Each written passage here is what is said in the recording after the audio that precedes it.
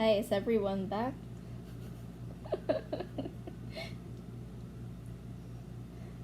My mom called.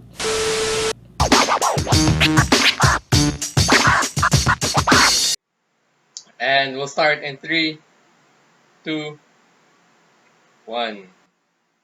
Okay, now we're in episode 3. From home, all the way from home.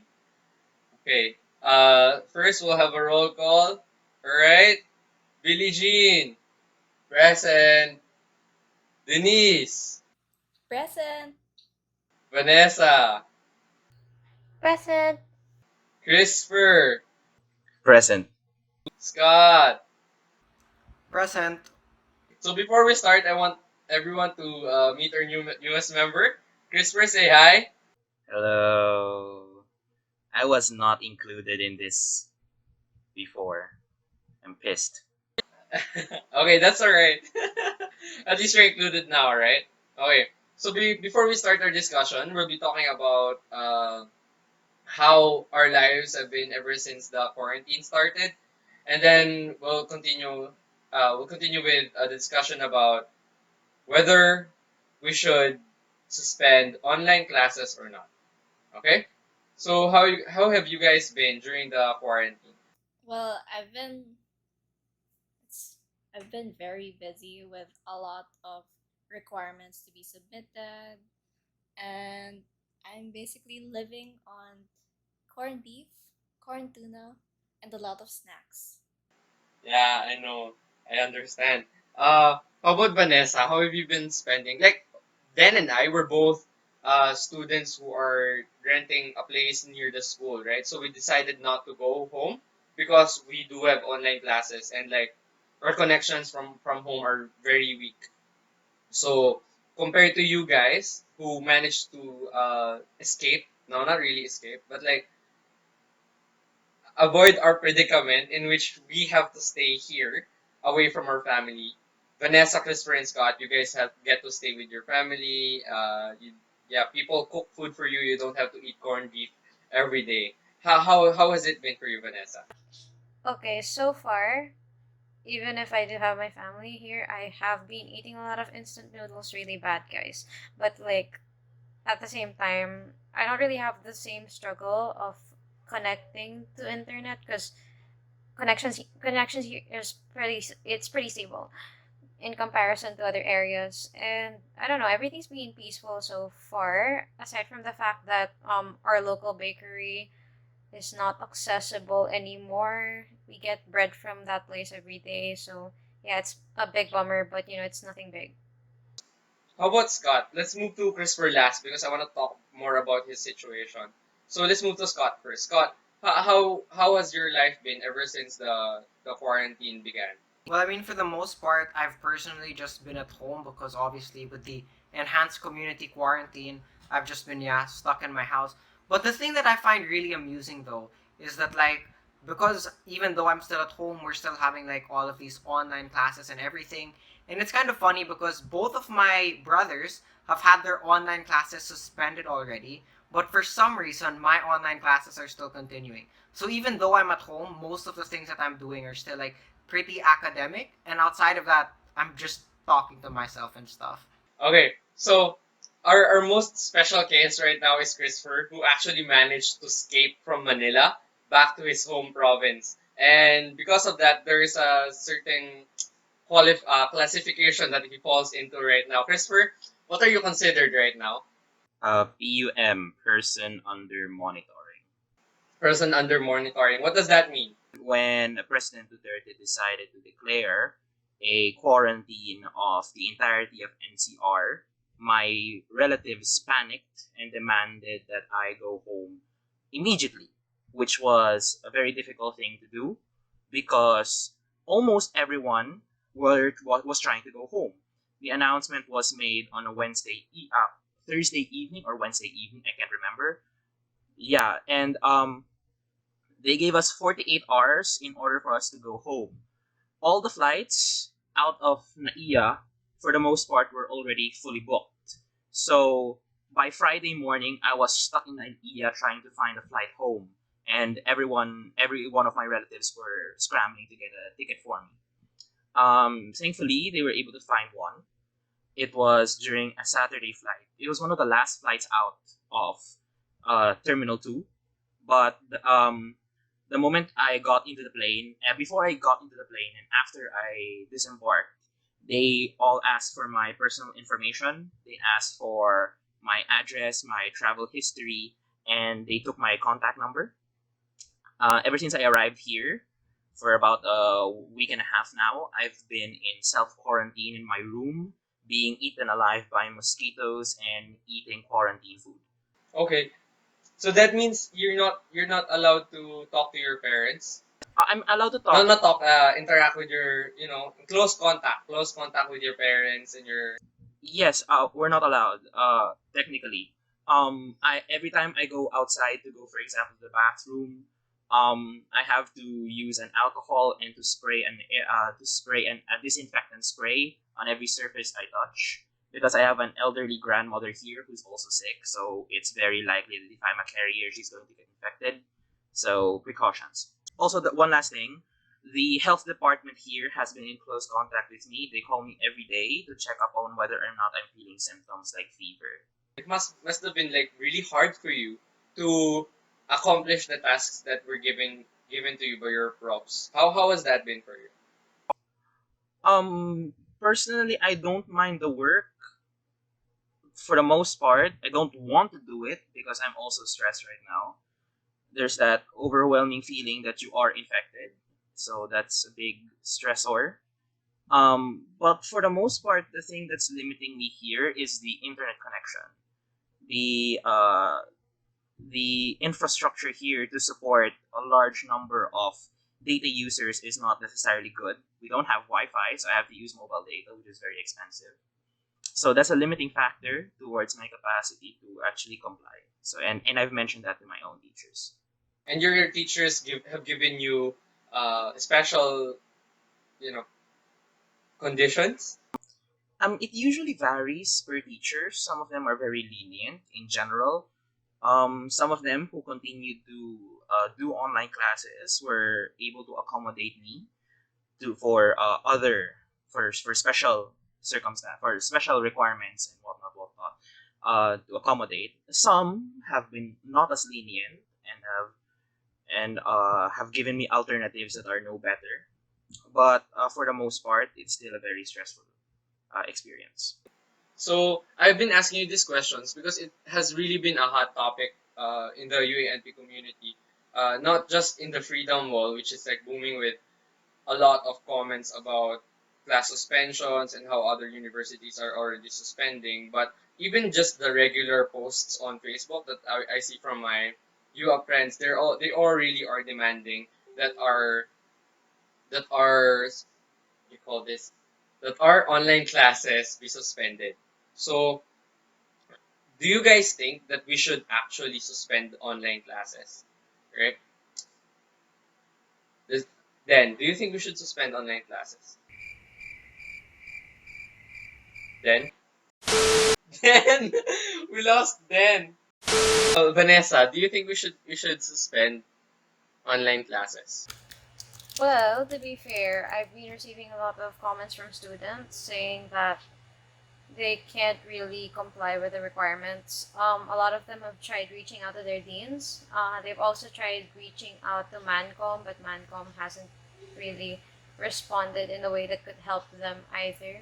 So, given that, and given that they don't really have the resources, I think it should be suspended because I think it's unfair for these students to be trying to comply to these requirements when they really can't unless they break quarantine and find a computer shop, which more often than not are closed these days.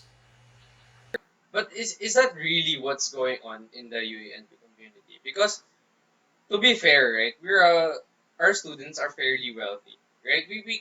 We can afford a data plan, right?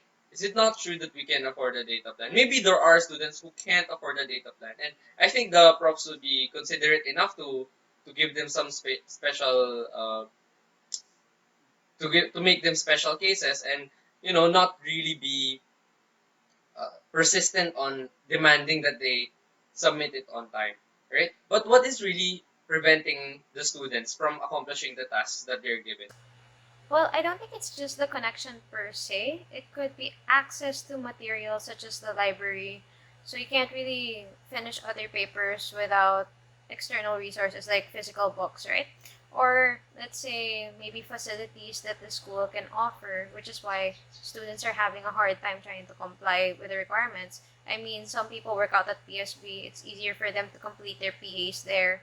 Some people don't necessarily have the space at home to accomplish these things. But yeah, I think it's a small percentage of the university, if not a big percentage. I think a lot of students can have access to these things. It's just that more often than not, the minority is louder at commenting about their concerns. But at the same time, I do see some other people, or people who do have enough privilege, also complaining about these classes because when they try implementing these conference calls, for instance, it doesn't really work that well because of the connection. I mean, come on, Billy, we're pretty much having the same thing. Look at us, we can't even video call the living hell out of each other. Okay, so you're saying that it's because of the resources that we are able to use at school that the profs can give us uh, harder activities or harder requirements to submit. But don't you think the profs have lessened the difficulty of the requirements that they've been giving you guys? I think that it depends per school because, as far as I'm concerned, I'm from SLG. Our dean's been really lenient, and he's adapted to the fact that we don't, not all of us can access certain materials or connection. So that's great, but this doesn't apply for all profs. Some profs have been giving regular workload regardless. Scott?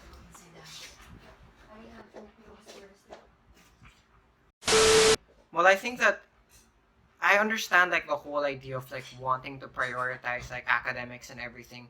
Like I understand where the school is coming from. It's very difficult to adjust to things like a rapidly changing academic calendar, as well as all of the massive disruptions this can have on things like graduation and such. But I think that the larger issue here is we need to understand that outside of simply being like a medical crisis, NCOV has become like a much bigger problem than that. It's number one brought about like the absolute destruction of the global economy. Everywhere that you look, stock markets are crashing, global economies have been disrupted, labor is going into like complete shambles. It's become a social crisis wherein, as far as we're concerned, it's dangerous for you to go outside because social contact with anyone could you put you like in an automatic position of risk. It's become a security crisis wherein we're not sure whether or not or in what ways the government is using its powers. It's become a political crisis insofar as we are concerned with how like all of these with like all of the decisions that these politicians are undertaking. And right now there's an overwhelming number of stuff which are going wrong, and that introduces an awful lot of like problems into the way that we have to act as students. Because if you think about it, and if you look at the way that these online classes have gone so far, I think that in certain countries they might be effective, countries which are effective at handling the crisis. So if you look at countries like Singapore, or like certain like top areas in China, places like Beijing or Macau, they've been very efficient in handling like the whole NCOV thing, and because of that their online classes have been working like really effectively. But if you look at it in a context of a country like the Philippines, wherein even if you come from like the upper like an upper economic like family, there's a still like a pretty good chance that your Wi-Fi sucks, because at the end of the day, internet like infrastructure in the Philippines is like really really terrible. And if you look at like the way that like various LGUs are handling the NCOV situation, or even like the executive branch itself, it's been really immature. And this has a lot of consequences on the way that you learn, right? Number one, it means that students who are at an economic disadvantage are now also at a learning disadvantage. If you have slower Wi-Fi, chances are you have like a worse overall ability to like compete in tests, or to attend online discussions. If you live in like any community outside of something like maybe like Forbes or Ayala Alabang, you can't even do your PA log outside without also like risking your life or something. You can't even go outside to like photocopy or to print something like outside of your house if you don't have access to those economic goods, unless you know you want to end up risking yourself or all of these other things, right? But I think like the biggest problem is, even if none of these like massive problems or massive economic barriers occurred, even if you like completely remove them, you still run into like the really big problem, which is the idea that right now, in the midst of all of this like global trauma, all of this social trauma, I think that the last priority that a student has is going to be their academics. Right now, something that students should be able to value is their time with their family, their time, the time that they have. Because at the end of the day, if the world is really going into like as many pieces as it is, then we should only be concerned with what's really essential. So you're saying that it's not really the compliance that is very difficult, but rather complying to these requirements within the context of declining global situation in which everything is breaking down, basically, right? But as a student, right, your role in society is to learn more, right? So maybe in case this entire situation falls apart, uh, students will come out more knowledgeable still, more resilient, 'di ba? Because they can study within this particular context. And don't you think those are the kind of citizens that we need in a situation in which everything is going downhill, in which you just keep calm and carry on, right? For example, you have the health workers, right? They are essential in this particular situation. That's why we need them to continue functioning, and maybe at some point students will become more useful with the knowledge that they have right now if they continue on studying. What do you think about that?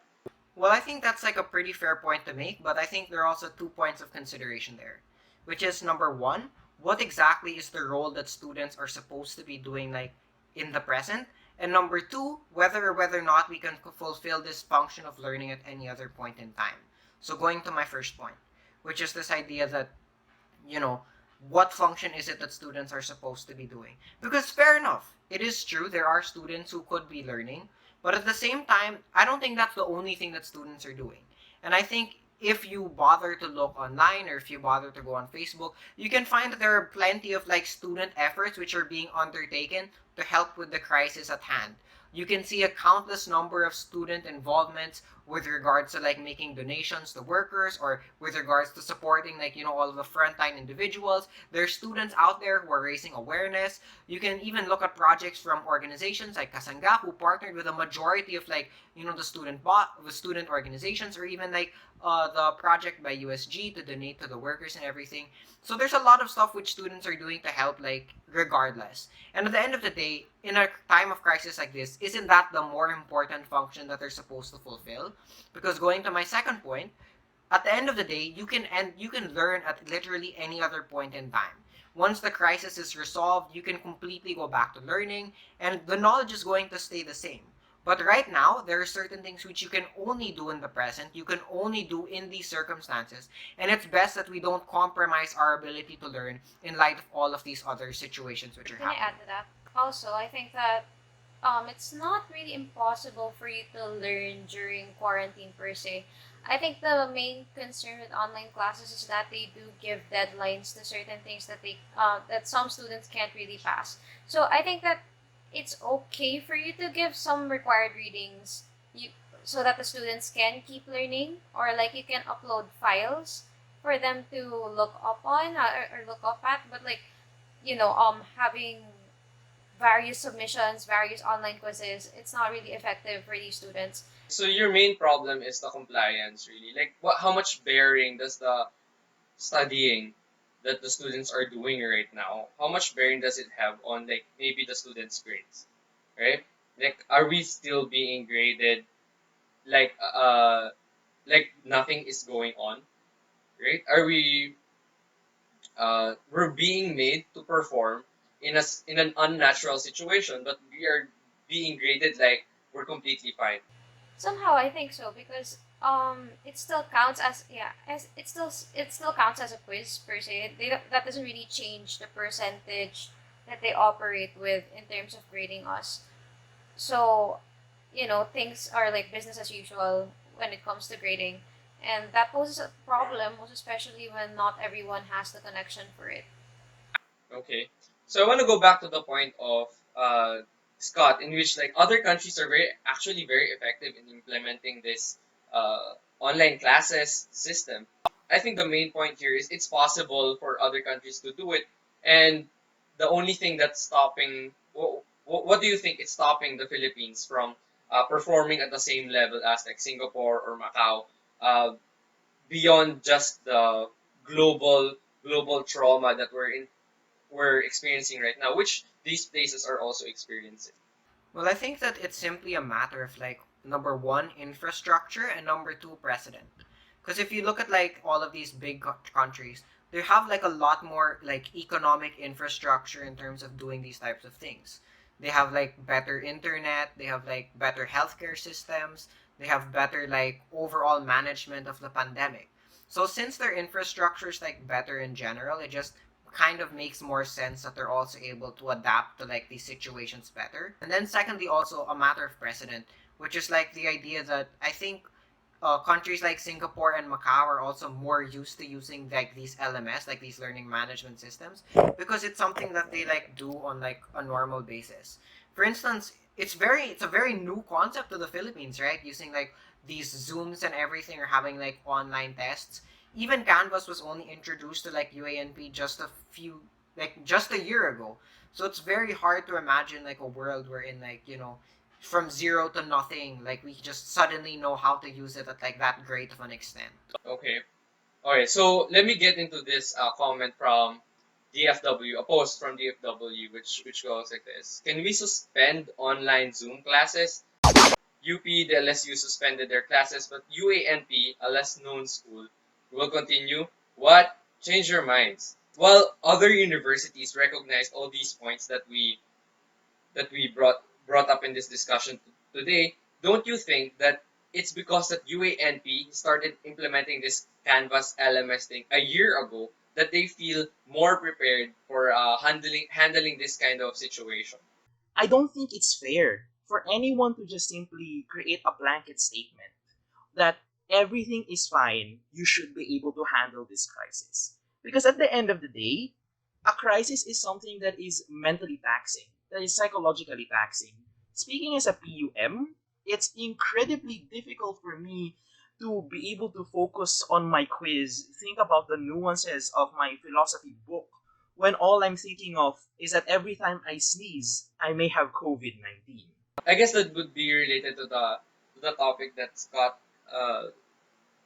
Scott brought up earlier. Na it's really within the context of the global pandemic itself, and even if we consider the other countries that are actually doing it well within this global context, we can localize it to the experience of the student, as you told me right now. Like for example, for me, I have to live by myself, right? So I have no one to talk to. I have to prepare my own food. I have to be nervous every time I go out because I don't know when they will actually be clamping down on the whole quarantine thing. Because right now they're pretty loose with the rules here in Ortigas.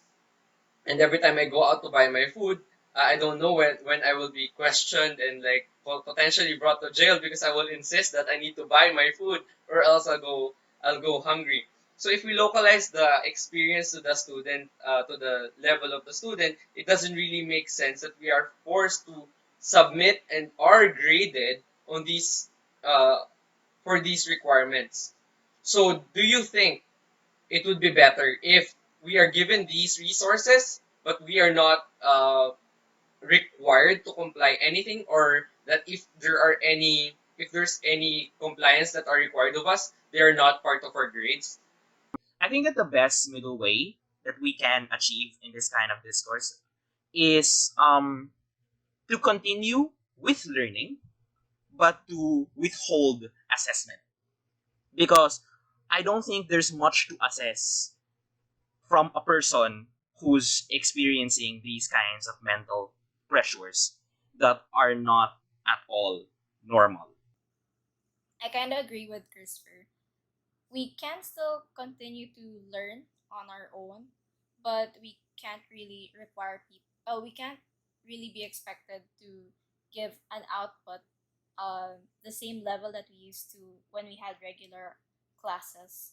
Because there's also a different factor, like when you're at home and you have limited resources.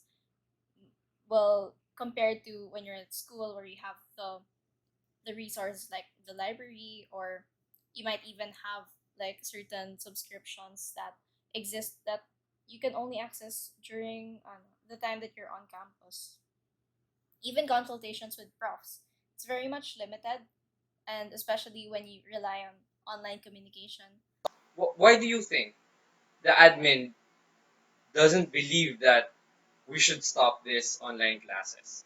Um, there are a lot of variables, I think, that Mancom is considering with regards towards the suspension of online classes, not the least of which is the financial aspect of it all.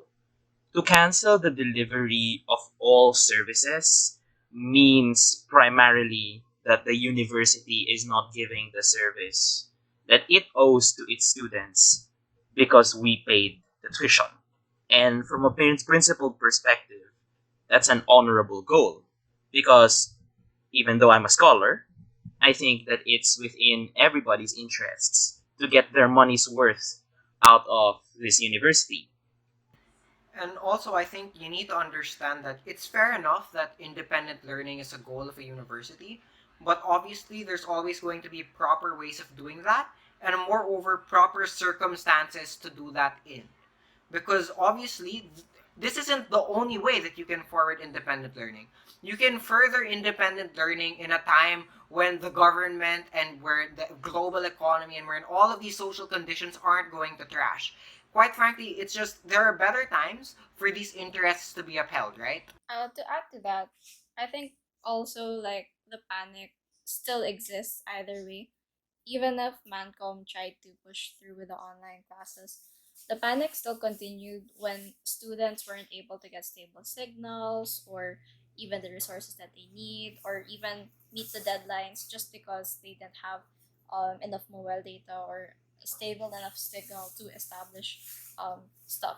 So you're saying that the move of the university to continue online classes, right? It's not really accomplishing its goal, right? And moreover, it's adding to the panic that the students are experiencing right now. What suggestions can you make so that the university can move forward beyond this, so that the university can still accomplish the goal that they set out to do, while at the same time without using this online learning thing? My stance is that I don't want it to continue at all because of my circumstance. But in the event that they do want to continue it, at least give considerations with regards to assessment. I think that's the best way, that's the best concession that we can get out of Mancom if they will proceed with online classes. I guess also to add to what Christopher's been saying, because this is what, for instance, I think my brother's university, this is what they decided to do is you professors can opt to give like work and readings over the break on the condition that number one, all the work that they give is only going to suffice for things like additional credit. It's not things which are required or inherent to the program, but also on a second condition that none of these activities are particularly like bandwidth taxing. So you can't do anything more than like so you can't have anything like any gigantic files. You can't have like any videos or stuff like that. You can only limit things to things like short text responses or things like Excel sheets, stuff like that. Stuff that you can do from your phone already and stuff that only take a few kilobytes of bandwidth to do. I also think that there is a line between doing something to the best of your abilities and doing something that pushing people to do something that they can't do, like not due to their own fault but due to other things that they have no control over. While I understand that the purpose of like the university is obviously to test certain things, you have to understand where the difficulty of the test is coming from. Is the difficulty of the test coming from its academic rigor, like its academic difficulty, the thing that the university is supposed to be testing in the first place? Or is it simply coming from the circumstances in which that content is being delivered? Because if it's from the former, then at the very least you can say that it's building some type of character. But at the end of the day, if it's coming from the latter, then it's a completely arbitrary assessment where you're just assessing students merely for the sake of something being difficult, for the sake of it being difficult. And I don't think that's the purpose of an education institution. I think this is also a good time to raise civic awareness because there have been a lot of organizations asking for help. So instead of giving us online requirements to submit, maybe they can tell us to participate in these projects instead.